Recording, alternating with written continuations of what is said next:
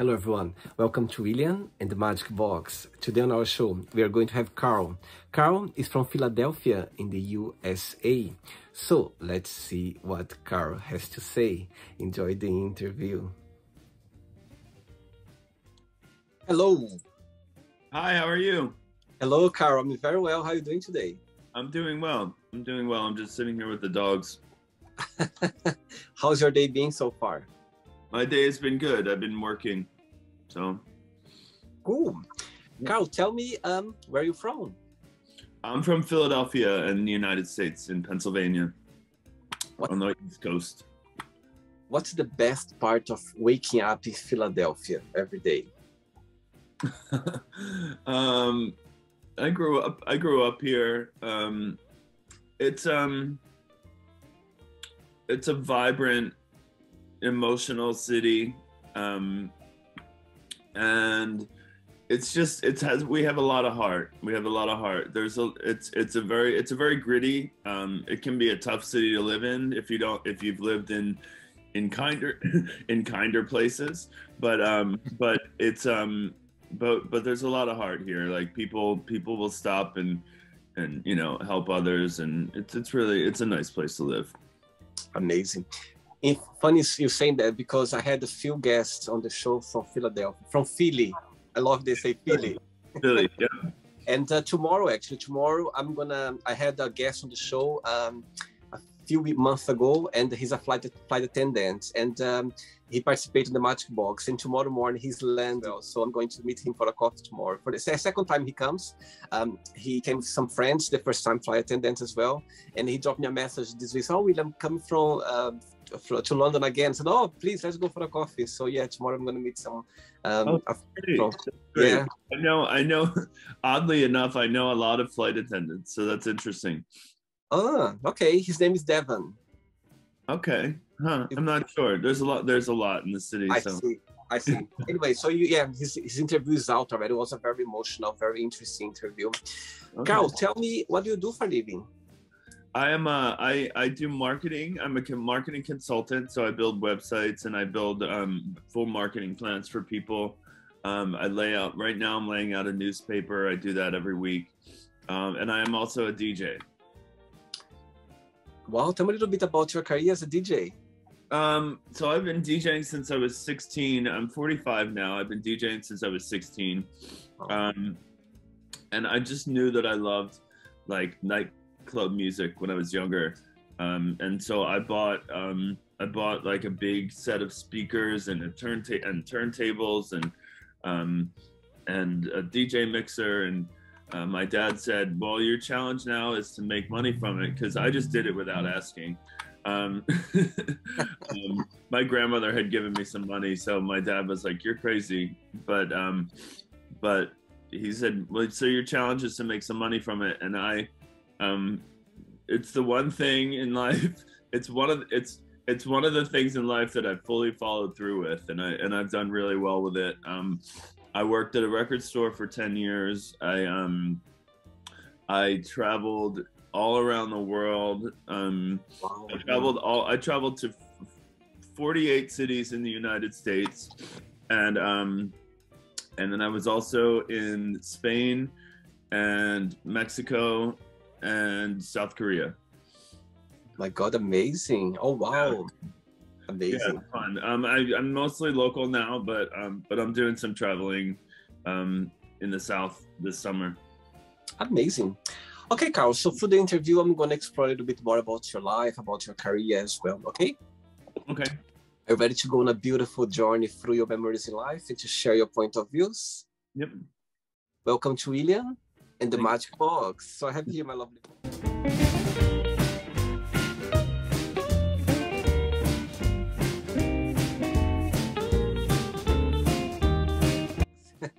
full of rather fun questions, okay? I'm just gonna play a song now just for us to move a little bit before the first question, okay? Let's do it.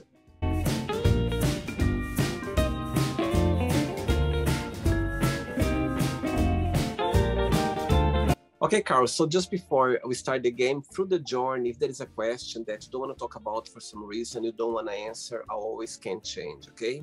Okay. first question for you is, which question you wouldn't have an answer for? How would we create peace in the world? I don't know how to do that.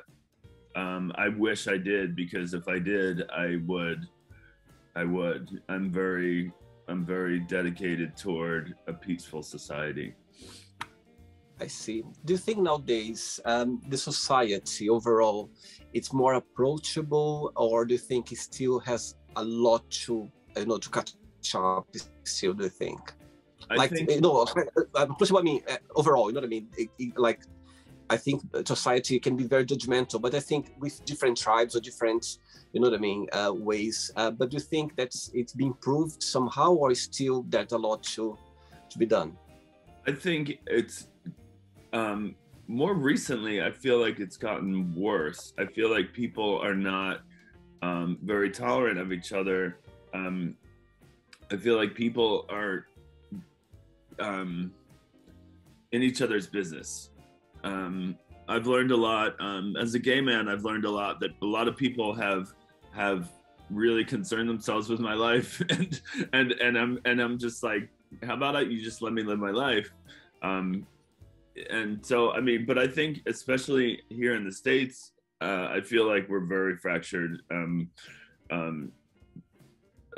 I feel like the politics is very. There's two. They're both. It's extreme on both sides. So I feel like it's hard to find a happy medium between people.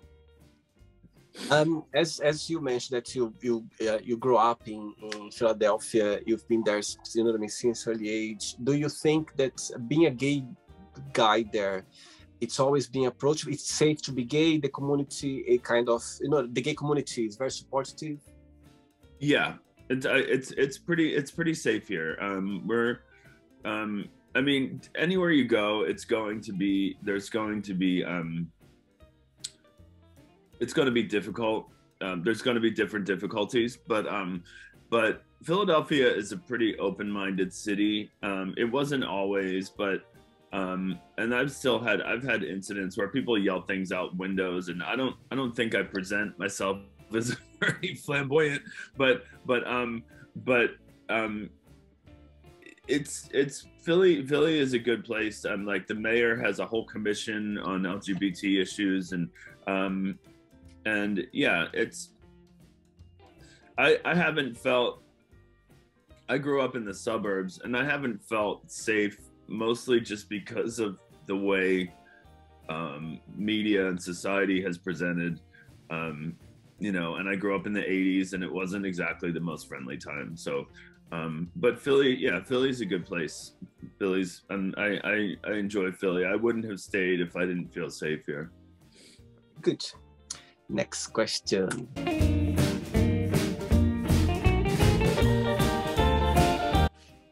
All right, Carl. Next question for you is, how do you describe a perfect, healthy relationship? A healthy relationship is one where people can communicate. Communication is key. All my relationships that have not lasted or that were destined to last, that haven't lasted, were it was because of lack of communication. I didn't realize that I wasn't communicating properly, or I was over communicating and not listening to my partner, or my partner wasn't saying anything, and then it all came out at once. Yeah, it's really, I think the absolute key is communication and trust, and that a lot of times it depends on the level. I mean, it depends. There's so many varying factors, because a relationship, two people can be on completely different maturity levels, and decide. One person makes decisions in their own head and doesn't communicate it. So ultimately, it's communication and trust. Totally agree. I think they're the main keys. I think if you are able to communicate, is a big plus in a relationship because you are sharing your life with someone that's going to be for you, with you. So if you don't have this open communication, it's not going to go very long. Not going to take very long, the relationship. Totally agree with you. Right. It's a show of respect too. Yeah. Totally. Next question. Let's do it.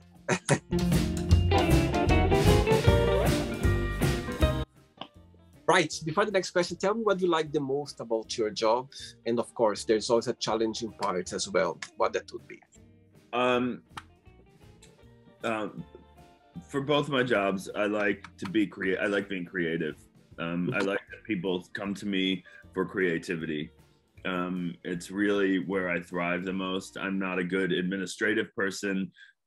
So I've gotten better with that because I have to be able to pay my bills. So, but the creative part is what I love. The challenge is when the creativity really isn't honored or respected. I'll give you one challenge is like when I'm DJing and there's a lot of people who, I mean, it's the nature of the beast, but a lot of people who are drinking heavily and sometimes they don't respect personal space and they'll be really harsh if they don't like the music. So sometimes it's just the interaction and sort of negotiation with other people, but, you know, on the creative aspect of it. And of course, saying being a DJ, it's always hard to please everyone, isn't it? There's always someone that's not gonna, you know what I mean? It's difficult for you to kind of being everyone's moods, you know what I mean? And when the alcohol flowing, people are brave. They come up and talk to you. Good point. Next question for you is, what does your best friend do that comforts you the most? My best friend knows me better than I know me, really. She will if I confide something to her that doesn't seem like a big deal to me, she'll ask me how it makes me feel, and she'll just offer me words of comfort. She'll send me little memes that you know, quotes. So yeah, it's just really just words of encouragement sometimes when I don't even realize how I'm feeling about it. What's the biggest difference between both of you, and what's the biggest similarity? The biggest difference is that she shuts off a lot, which is understandable. I've gotten more like that as far as just having my personal time. But she's very strict with it. She barely will respond if she's having her personal time. The similarity is our sense of humor. We are just both very weird. We're both very strange people, and we make, in some of the jokes we have, no one would understand except for us. And she lives in Philadelphia as well? Yeah, no, she lives across town. Oh, sweet, very sweet. She'll be very happy to see the interview and know that. Next one. By the way, I love dancing, Carl. If one day I come to your gig, I will be like dancing properly. I love it. Next question is, what is one food you could eat for the rest of your life? I eat Mexican food all the time. I really I'm getting ready to make dinner now, and yeah, it's like nachos and burritos, and I love Mexican food. Do you like cooking? I don't like cooking really, but I'm getting better with it because for a while my previous place that I lived in, the kitchen was small and I just hated it. But my new place has a big open kitchen, and I just don't want to eat I was ordering in every day. I was eating bad food. So I'm happy to eat healthier. Good, very good. Next question for you, Carl. Let's do it. Before the next question, I was checking your profile a little bit, and I could see that you are a mental health advocate as well. Yes. Yeah. In your opinion, Carl, what's the biggest cause of mental health nowadays in the gay scene, in your opinion? I think people need to be able to just feel open to talk to someone in a safe place. I volunteer for a charity called Jasmine's Fund, and it was started because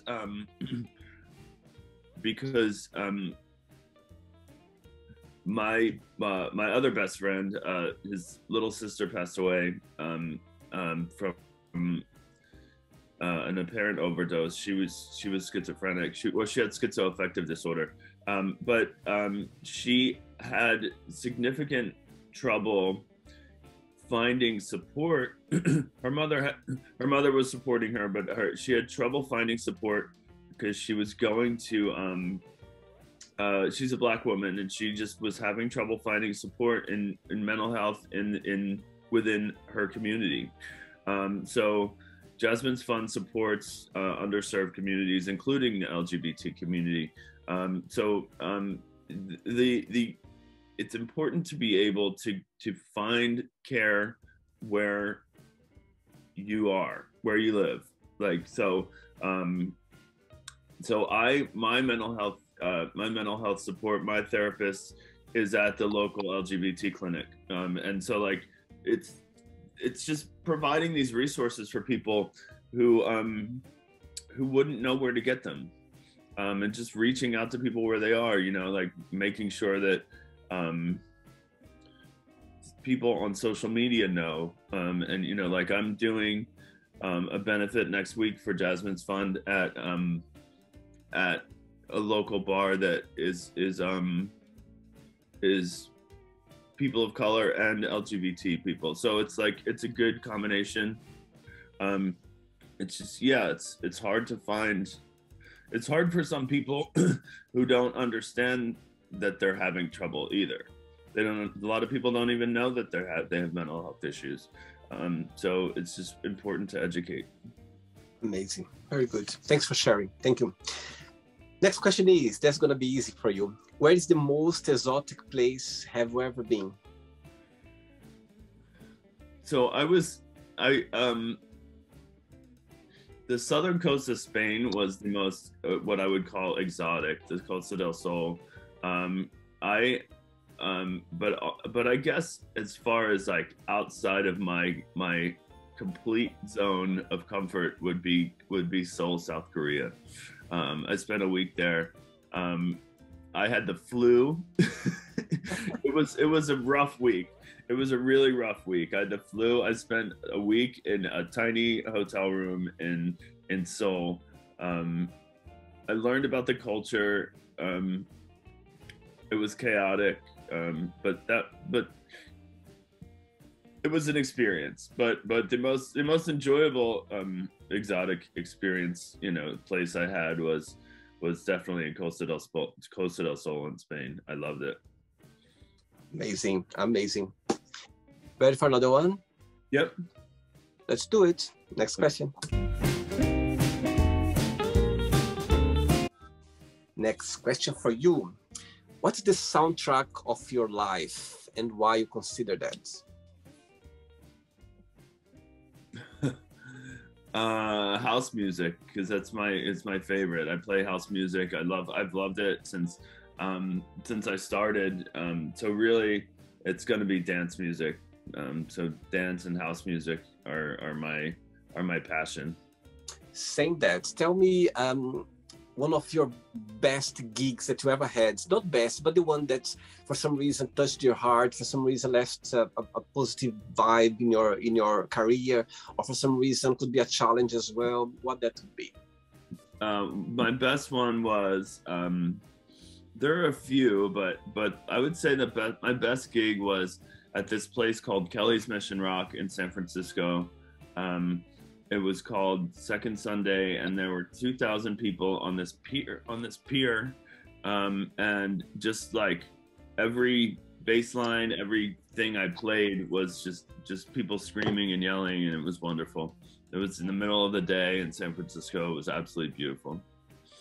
Great, very good. Next question. Next question for you is, if you could be in somebody's skin for 24 hours, who that would be and why? I think it would be cool to know what it would be like to be the president. I don't know if I would really want to be for more than 24 hours, but I would think it would be interesting to know what it would be like to be like the leader of the free world for a few minutes, for a day. I don't know that I would want to be responsible for any more than that. But I think that's a significant, I always think about like, what does this person do? Like how does this person ever sleep? So just sort of the function of the position, knowing that there's war across a war across the world, and there's chaos here at home, and just wondering like who handles things when you're sleeping. Things like that. I'm sure. Yeah. I think it's interesting to being there. Oh my God! Imagine the schedule. Imagine the pressure. Imagine the the way they to be. Lord, I mean, living their living their life working. You know what I mean? They're in. Yes, so I think it would be interesting as well to be in their place. As you said, not for so long because. Right, because I can't handle all those decisions because there's so many things that affect so many people, and there are legitimate reasons to criticize the president or any head of state, but you don't really know it. You don't know how they fit all of it in. Absolutely, yeah. It must be a big experience for sure. Yep. Next question.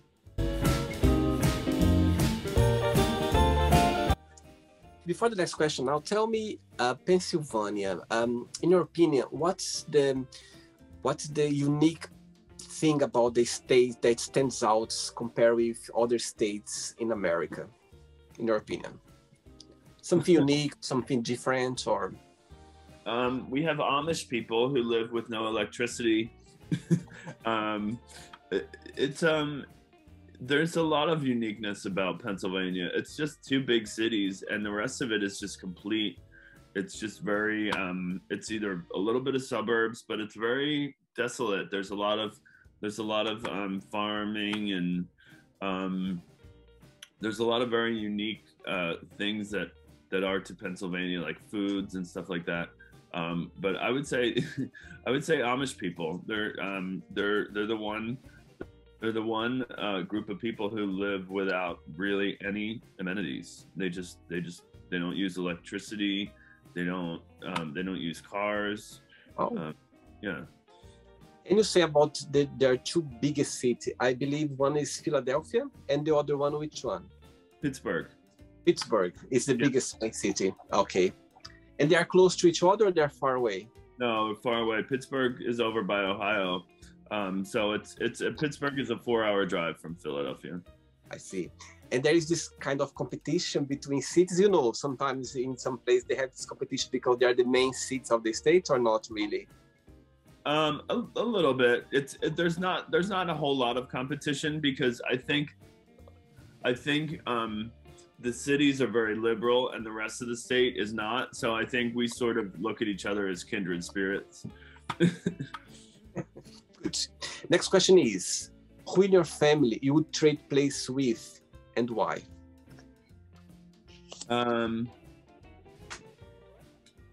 Who in my family I would trade places with? My father, because I just want to know what makes him tick. He's just he's a wonderful, wonderful human being.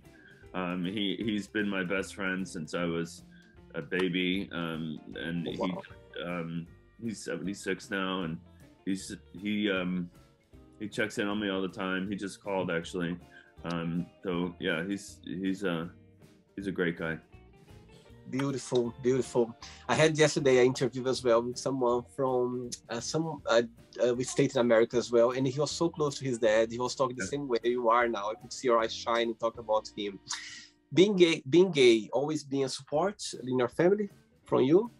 Yeah, I mean, I didn't know it, but my father, well, I guess I did know it. I grew up with, I had a tumultuous childhood because my mother was sick. My mother was terminally ill and she passed when I was 11. But my dad would always do anything for his children. And I didn't think there was any issue, but it took me a while to come out to him. But no, when I came out, I was crying and he said, and I told him why, and he said, "Is that why you're crying?" He said, "Don't cry about that." He said, "Don't worry about that." You know, it was nice. Beautiful. Yeah. 3 questions left for you. Okay, Carl, let's do it. Okay, Carl from Philly. I love it. What has been the lowest point of your life and the happiest as well? The lowest, I guess, was losing my mother. I didn't realize it at the time, but I didn't know how much. I was 11, so I didn't know how much it would affect me. So that was the lowest point. The highest point is now, because I'm just living. I'm living more unapologetically than I ever have. I live in a lovely little apartment. I have my 2 dogs, one of whom is staring at me for food, and I finally understand one of my mantras, and it sounds negative on paper, but it's not. It's one of my mantras is nobody cares, and and what I mean is, because I spend so much of my life overthinking, and it was always because I was worried about like what other people thought. And so now I've finally come to realize that people aren't really that concerned about what everybody else is doing. And that because everybody's just kind of getting through life. Everybody's just trying to get through life. And the more you realize that, the more I don't spend my time, I actually sleep really well now. I don't spend my time laying in bed obsessing about things. I legitimately, in the middle of the day, I take a nap, and I would never be able to do that before. That's so true, Carl. Actually, I was talking to someone a while ago, and this person mentioned that as well. People, they are so busy with their lives that sometimes this worry, it's in your head. You make up that. And when I heard that, my goodness, I felt so grateful, because we spend so much time like worrying what people think, and actually they're not thinking about anything. They are lost. They are closing their own mind as well. It's just in our mind playing around. And I felt so relieved when I heard that. I kind of took out this from my shoulders. Yeah. And I was like, that's so true. You know what I mean? We make up this, thing about, but no, people, they have their own lives. They are worried about their own space, about their own lives as well. It was a big relief for me as well. It's nice once you realize that, and once you're able to internalize that, and separate yourself from your negative thoughts, because we tend to go negative when we think. A lot of people tend to go negative when we think.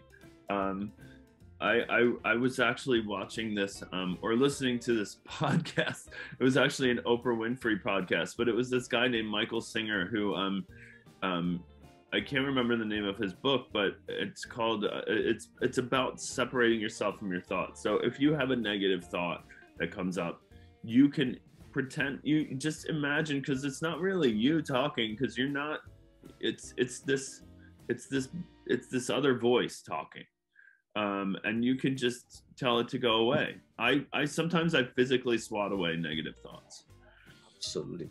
And the most you started doing it, would you like to feed your dog? You can do if you want. I just want to get him. Please. On my back. There you go, buddy. I just gave him a piece of Sorry. That's okay.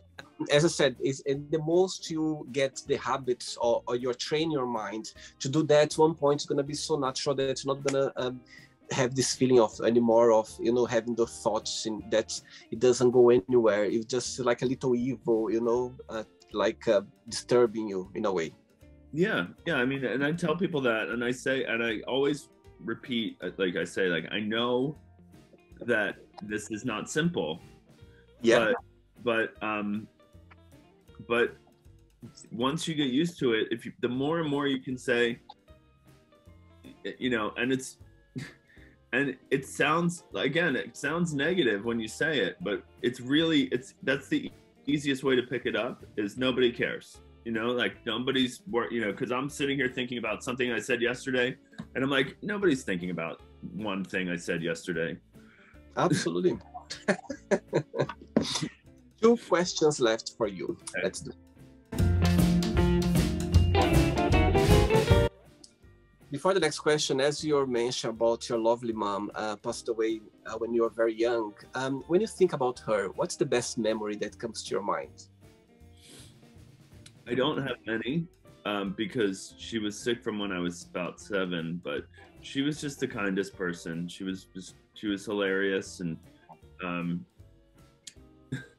my first word was a curse word because my mom used to curse so much.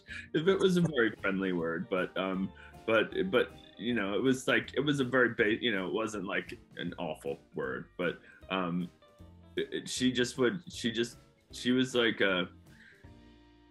a polite Catholic woman, but she had a mouth on her, and it was funny, and it just makes me laugh thinking about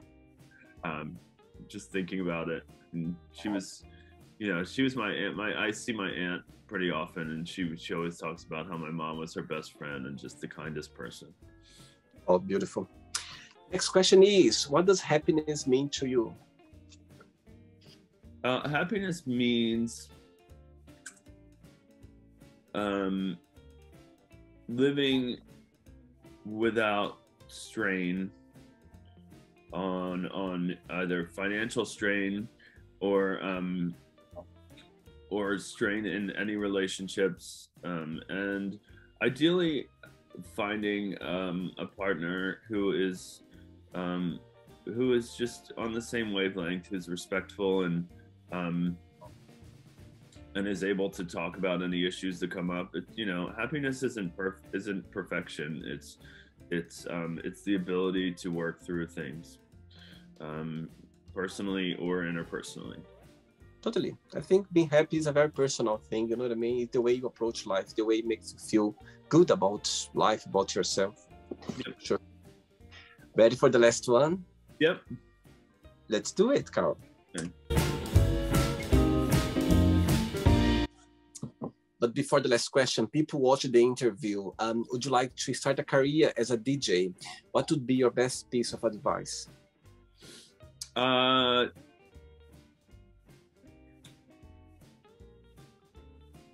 Be humble, and so teach yourself, because nobody can really teach you. So just kind of, there's resources online where you can teach yourself, and there's good programs to learn on. If you have the means for it, try to learn using vinyl records, because it really teaches you how to listen. It really teaches you the way to manipulate the music on your own. But that's expensive. So if not, just stay humble and network and make pre-recorded mixes, and just be aggressive but not annoying, because the business can be very that. But yeah, just and as long as you're having fun with it, as long as that you feel that you're being called to it, then I think that can provide the energy for all of that. Amazing. Last question for you is, if you could stay any age for the rest of your life, what age would that be and why? I think I would stay around 30.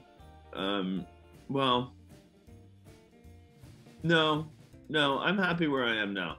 because when I was 30, I didn't know as much as I know now. I feel like I am well conditioned to live the rest of my life from a place where I'm not struggling with too much mental health stuff. I'm able to talk myself out of any bad situations.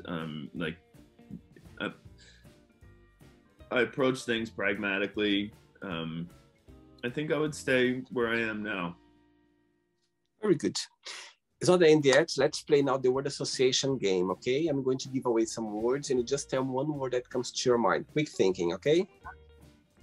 So, I hope you are enjoying the interview. Before we do the word association game, don't forget to give a like, don't forget to share this video, and also don't forget to subscribe to our channel. Just click on the button right there. Thank you so much and enjoy the word association game. Life. Happiness. One word for love. Comfort. Money. Abundance. Family. Love. One word for sex. Passion. Politics. Compromise. Religion.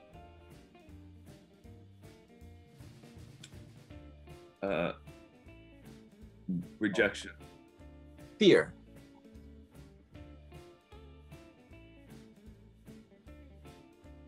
Unnecessary. Friendship. Comfort. Desire. Passion. Regret.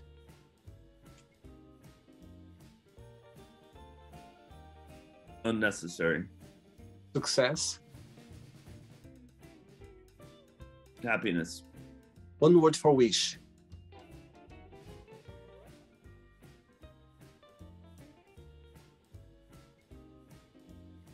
Desire. One word for happiness. Contentment. One word for Philadelphia. Gritty. One word for Pennsylvania. Weird. How about USA?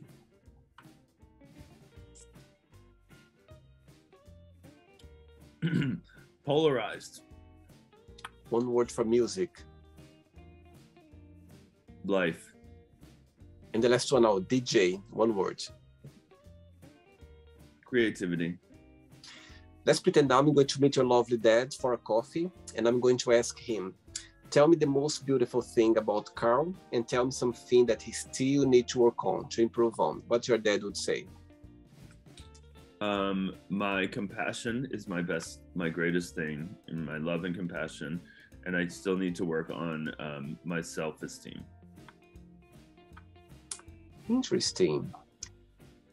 If I would ask the same question to your lovely partner, would be the same answer? Yeah. Very good.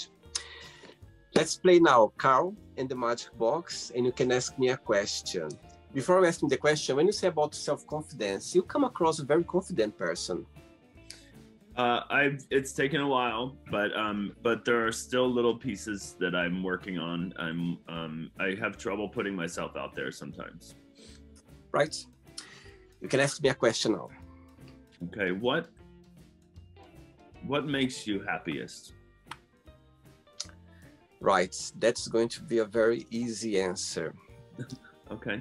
This show I'm doing right now, this podcast, this Magic Box, Carl, it's something that meant to be to me. It meant to happen to me because I go to bed every night thinking about that. I wake up every morning. The first thing comes to your mind is a Magic Box.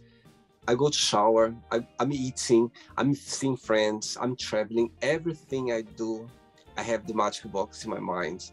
It's something that takes every second of my life, and you have no idea how it fits my soul, it fits my mood, it fits my life, it fits me, it fits completely. It's something that if I if I could see, if I saw someone doing the same thing as I'm doing right now, I would feel like, oh my God, that must be the biggest passion of doing that. And I'm able to do that. So can be cliche the answer, but my eyes is just, it's something unique. It's something that I always want to do. It's something that through my life, I was looking for something that I admire so many people in the world, like people that crossed my life and they were like, I love what I do. I love my job or whatever. You know, I was like, my God, how amazing is to feel that. And saying that, I totally believe that all of us, we can do different things in life and we still can be happy, still can enjoy. You know what I mean? I totally agree with that. I think we are able to do so many things and enjoy as well and be happy. But in the back of my mind, it wasn't there. You know what I mean? I was trying to find, or I was thinking about, since the first 2020, when the world went upside down, this idea just came along. And since then, it's been feeding my soul every single day. And it's amazing, it's beautiful. I just love it. It's me. It's just beautiful. That's my answer to you. That's wonderful. And I love what you're doing. I think it's so great to connect with people. It's hard to tell who's serious on the internet. And I could tell right away. I could tell right away that you really love what you're doing. I was watching, I didn't get to watch full interviews, but I watched some of a few of them, and just even on your stories, I can just tell you're really loving it, and that makes me happy to see. Thank you so much. Thanks, and I feel very happy and fortunate as well for people taking their time as well, because as you know, nowadays we are so busy with our lives. You know, time for us is like precious, and when somebody take their time for you, for me, it's like the biggest present, because it means they are giving their time, their attention to you. And I feel fortunate and very grateful as well for people like you, you know, sharing so many stories in their life and so open as well. I think it's the best thing that can happen. Thanks so much for taking the time. I really appreciate. Of course. Before you go, would you like you to share a positive message or a positive quote, something that you live by? So I found this quote.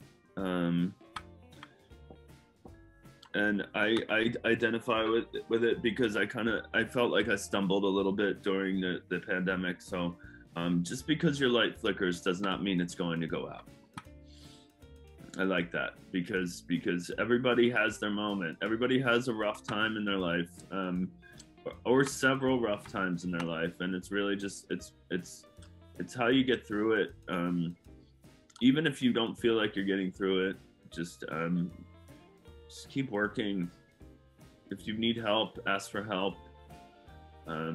It's very important to understand that people generally want to support you. I think all of us, one point in our lives, we're gonna fall. You know what I mean? It's part of life. But how you pick yourself up, that's the way, is the challenging, you know, to pick yourself up. And you know, we're gonna fall up, we're gonna fall down, and pick yourself up. You know what I mean? And be grateful for those falls as well, because they are they're building you. They're building you. Yeah, that's how you learn. If you'd be just skies, flowers, you know, you wouldn't learn anything, and it would be very boring. So with those hits sometimes for us to understand life, you know, how amazing it is. Absolutely. Now, thank you so much. It was a pleasure connecting with you, and you keep in touch, okay? Take care. Yeah, please do. All right, I'll talk to you soon. Bye-bye. Bye-bye. So, did you like the show? Don't forget to give a like, to share it, and also don't forget to subscribe to the channel.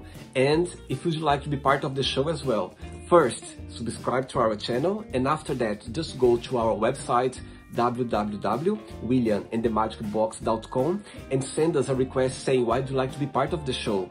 And I see you there. Bye bye, see you next time.